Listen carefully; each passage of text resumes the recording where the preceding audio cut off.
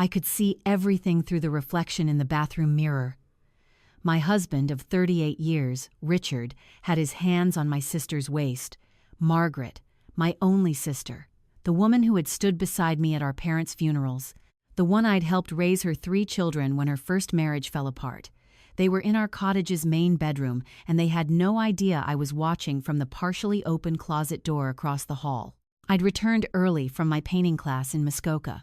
The instructor had canceled due to a migraine, and I'd driven the hour back to our family cottage on Lake Roseau instead of browsing the art galleries as planned. It was supposed to be our 38th anniversary weekend. Richard had suggested we invite Margaret along because she'd been so depressed since her divorce finalized 6 months ago. I'd thought it was kind of him, thoughtful even. The reflection showed them kissing, not a friendly peck, not a comforting embrace between in-laws. This was something else entirely, something that looked practiced, familiar. I didn't gasp. I didn't scream. I carefully backed away from my position, retrieved my phone from my purse in the kitchen, and returned. This time, I recorded 3 minutes and 47 seconds of evidence. When Richard's hand moved to unbutton Margaret's blouse, I stopped recording. I'd seen enough. I slipped out the front door, got in my car, and drove to the Tim Hortons in town. I sat there for 2 hours, drinking terrible coffee and thinking. My hands shook the entire time. We'd been married since I was 24. I was 62 now. Margaret was 59. She'd been my maid of honor. She'd held my hand through 2 miscarriages before our daughter Emma was born. She'd been there when Emma graduated from Queen's University. She'd helped me nurse our mother through cancer. How long had this been going on? I needed to know, but I wouldn't ask them. I couldn't trust anything they'd tell me anyway, so I did what any reasonable woman would do in 2026. I started investigating. When I returned to the cottage that evening, they were sitting on the deck together, looking perfectly innocent. Margaret was scrolling through her phone while Richard grilled salmon. The cottage smelled like cedar and char, like every summer weekend we'd spent here for the past 20 years. "There you are," Richard called out. "How was the class?" "Wonderful," I lied. "We worked on watercolor landscapes. I stayed after to chat with some of the other students." Margaret looked up and smiled. That same smile she'd given me our entire lives. "I made a Greek salad. It's in the fridge." I thanked her. I ate dinner with them. I laughed at Richard's stories about the new partners at his law firm. I complimented Margaret's salad. I was calm, composed. Inside, I was cataloging everything. The way Richard's hand lingered on Margaret's shoulder when he passed behind her chair, the way she blushed when he complimented her hair. How had I missed this? That night, after Richard fell asleep beside me, how could he sleep so soundly? I went through his phone. I knew his passcode. It was Emma's birthday. He'd never changed it. The texts between him and Margaret were careful. Nothing explicitly romantic, but there were too many of them. Messages at odd hours, thinking of you, wish you were here, can't wait to see you Friday. That was yesterday, when Margaret had driven up to join us. I found myself wondering if every family gathering for the past however many months had been like this. Margaret at Christmas dinner, Margaret at Emma's birthday in April, Margaret at the Canada Day barbecue. Had they been sleeping together in my home? In my guest room? The anger came then. Not hot rage, but something colder, calculating. I spent the rest of that weekend playing the perfect wife and sister. On Sunday, I hugged Margaret goodbye and told her I loved her. I kissed Richard and told him I'd see him at home after his golf game. Then I drove back to our house in Toronto and started planning. Monday morning, I called my friend Patricia, who divorced her husband 5 years ago. "I need the name of your lawyer," I said. "The good one.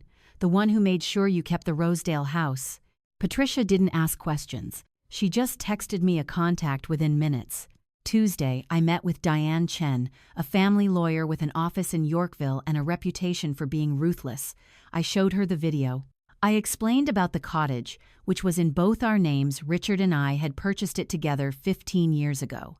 I explained about our investment portfolio, our RRSPs, our house. Richard made excellent money as a senior partner. I'd worked as a teacher for 30 years before retiring at 55. We were comfortable. Very comfortable. "Do you want to confront him?" Diane asked. No, I said. Not yet. I want to know everything first. How long it's been happening. If there's more I don't know about. She nodded approvingly. Smart. Let's get you a private investigator, and we need to document all your assets immediately, before he knows you know. The PI's name was Marcus, former police officer, now specialized in infidelity cases. He was expensive but, as Diane said, cheaper than a bad divorce settlement. I paid him a retainer and gave him Richard's schedule, Margaret's address, and copies of their phone numbers. In the meantime, I played my role. I went to book club. I met Richard for lunch at our usual spot on Bloor Street. I called Margaret and chatted about her daughter's engagement. My voice never wavered. Marcus worked fast. Within 2 weeks, he had photographs. Richard and Margaret at a restaurant in Mississauga, somewhere they thought no one would recognize them. Margaret leaving Richard's office building at 9 in the evening. Richard's car parked outside Margaret's condo overnight on a Thursday when he told me he was at a legal conference in Ottawa. How long do you think this has been going on? I asked Marcus when we met at a coffee shop in Leslieville. He pulled out a folder. Based on what I've found, at least 2 years. Maybe longer. There are credit card statements. He's sloppy. Doesn't use cash, showing hotel rooms in Niagara Falls, Blue Mountain, even Montreal. Always on weekends when you were visiting your daughter in Vancouver or at your painting retreats. 2 years. Minimum. That meant I calculated quickly that this had started around the time Margaret's divorce was finalized. Or maybe before. Maybe while she was still married to Donald. There's something else, Marcus said. He looked uncomfortable. Your husband has been transferring money. Not huge amounts, but steady. 500 here, 1,000 there. Into your sister's bank account. My sister. My baby sister, who I'd helped with rent when she was in university. Who I'd loaned $10,000 to when her son needed braces. How much total? I asked. In the past 2 years? About $45,000. I felt sick. Can you document it all? Already done. Diane has the files. The pieces were falling into place, but I needed to understand the full picture. I went home and did what I should have done weeks ago. I looked at our financial statements properly. Richard had always handled our investments. I'd trusted him. Why wouldn't I? He was a lawyer. He was good with money. And I'd been busy with teaching, then with retirement projects. I found our statements in his home office. Richard was at work, and I had hours.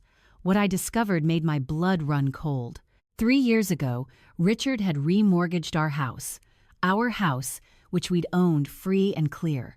He'd taken out $400,000. I'd signed the papers, I remembered now, but he'd told me it was just refinancing, taking advantage of better rates. I'd been rushing to get to a conference in Montreal and hadn't read the documents carefully. That money hadn't gone into our investment accounts. I checked. I called our financial advisor, pretending I needed information for tax purposes. The money had gone. Somewhere else. I called Marcus back. I need you to find out if there are any properties or accounts I don't know about. It took him a week. When he called, his voice was tight. You need to sit down for this.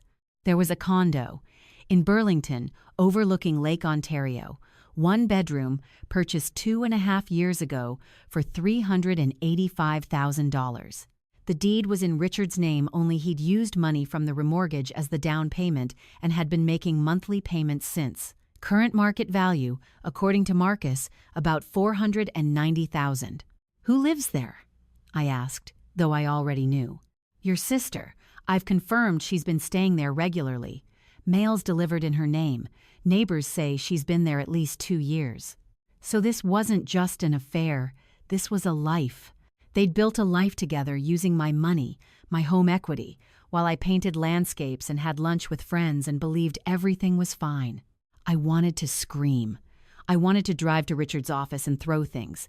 I wanted to call Margaret and tell her exactly what I thought of her. But I didn't. Because I'd learned something important over 38 years of marriage. Revenge is a dish best served cold and in front of witnesses. Our 40th anniversary was in 3 months. I started planning the party. Richard was surprised when I suggested it. Are you sure, darling? You've always said you didn't want a big fuss. I've changed my mind, I said sweetly. 40 years is important. I want to celebrate with everyone who matters to us. I rented a private room at the Granite Club. I sent invitations to family and friends, 80 people in total. Our daughter Emma and her husband flew in from Vancouver, Richard's law partners and their wives, my teacher friends, my book club, our neighbors, and of course, Margaret and her children. The party was on a Saturday evening in late September. The room was beautiful. I'd insisted on having a projector and screen set up, ostensibly for a photo slideshow of our marriage. The catering was excellent. The wine flowed freely. Everyone was relaxed, happy, celebrating. Richard gave a speech first. He talked about how lucky he was, how I'd supported him through law school, how I'd been the perfect partner, how he couldn't imagine life without me. People applauded. Margaret, sitting at a table near the front, was smiling. Then it was my turn. I stood up, holding my glass of wine, and looked around the room. All these people. Our people. I saw Emma's face, so happy and unsuspecting. I saw Richard's partners, powerful men who valued reputation above all else. I saw Margaret's children, who'd called me auntie their whole lives. "Thank you all for coming," I began. 40 years is a long time to be married, long enough to build a life together, to create memories, to establish trust. I paused. Long enough to think you know someone completely. Richard was smiling, nodding along. He had no idea what was coming. When I think about our marriage, I think about all the people who've been part of our journey, our family especially. My sister Margaret, in particular, has always been there. Always. I turned to look at her. Her smile was starting to falter. She was my maid of honor 40 years ago. She's been at every important moment since. Births, deaths, graduations, birthdays, always there. Sometimes, I've recently learned, even when I wasn't. The room had gone quiet. "I thought tonight we'd share some photos," I said. "A celebration of our marriage, our family, our love." I nodded to the AV technician I'd hired. The lights dimmed, and the projector came on. The first image appeared on the screen. Richard and Margaret in the cottage bedroom. From my video, the timestamp was visible, the date of our 38th anniversary weekend. Someone gasped. Richard stood up. "Wait. Please, darling, sit down," I said. My voice was steady, calm. "We're just getting started." The next slide was a photograph from Marcus, Richard and Margaret at that restaurant in Mississauga, holding hands across the table. Then Richard's car outside Margaret's condo overnight. Then bank statements showing the transfers of money, then the property deed for the Burlington condo.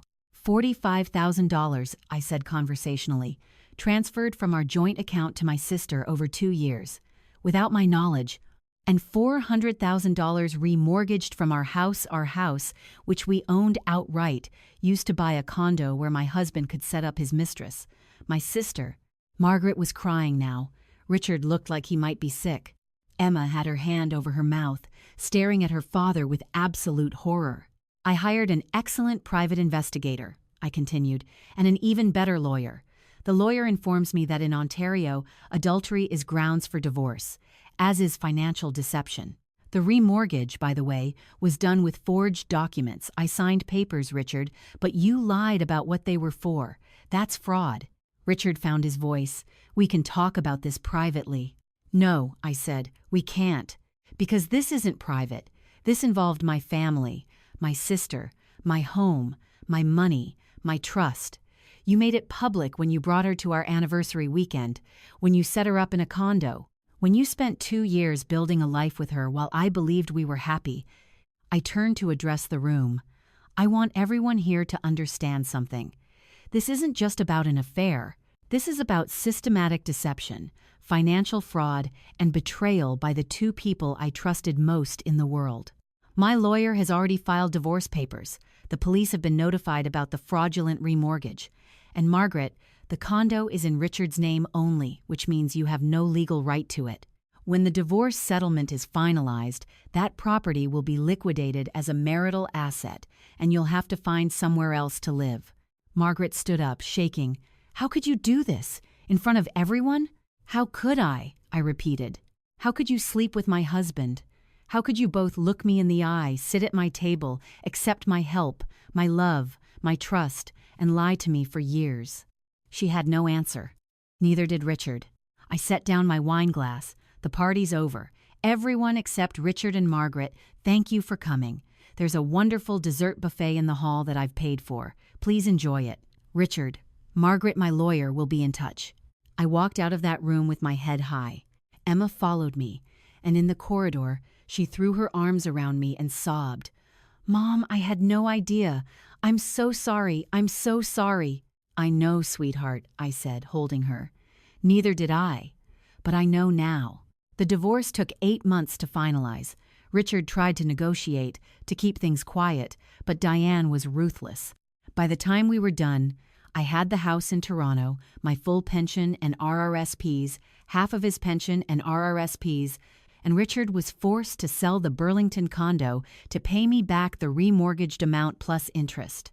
He also had to cover my legal fees, all $43,000 of them. Margaret lost her housing. Her children, 2 of the 3, at least stopped speaking to her. She destroyed their relationship with their aunt, the woman who'd helped raise them, for an affair with their uncle. The betrayal ran too deep. Richard's law firm quietly asked him to retire early. The fraud investigation didn't result in criminal charges. I'd signed the papers, even if I hadn't known what I was signing, but the optics were terrible for a senior partner at a prestigious firm. His reputation was ruined. As for me, I sold the cottage. Too many memories had been poisoned. I couldn't look at that bedroom, that deck, that beautiful lake, without seeing them together. I used the money to buy a small place in Collingwood, near the Blue Mountains, somewhere new, somewhere that was just mine. Emma asked me once, about 6 months after the divorce was final, if I regretted how I'd handled it, if exposing them so publicly had been too harsh. I thought about it carefully before answering. I don't regret it, I said. What they did wasn't a private betrayal. It involved my family, my finances, my life. They made their choices in secret, but I had a right to make mine in public. I had a right to let people know who they really were. Do you hate them? She asked. No, I said honestly. I'm angry, yes, I'm hurt. But hate takes too much energy, and I've wasted enough years on them already. What I feel most is free. For the first time in years, maybe decades, I'm making choices just for me.